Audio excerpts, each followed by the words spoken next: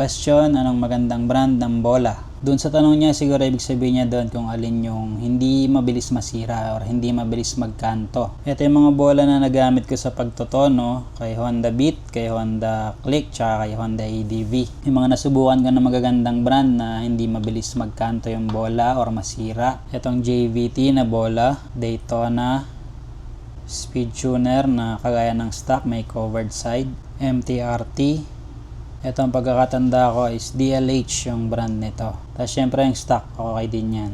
Pero syempre hindi porke magandang klase yung material ng bola, hindi na magkakanto yung bola nyo. Magkakanto pa rin yan katagalan pero taon ang magiging lifespan niya. As long as igagrind nyo yung edge ng backplate, yung mga edges na yan na matatalas, tatanggalin niyo yung talas niya. Kasi ang bola kapag ka naka full throttle ka na, umaabot yan doon sa edge na yon na kapag matalas siya, pwedeng mag-cause ng pagkanto ng bola. Pero pag nakinis mo na yan, wala yung talas, taon na yung aabutin bago pa magkanto yung bola mo sa sobrang tagal na paggamit na. Sa experience ko naman dito sa mga bola na same lang yung mga gilid na konti lang yung cover, kabilaan, unlike sa stock tsaka yung speed tuner na mayroong covered side talaga.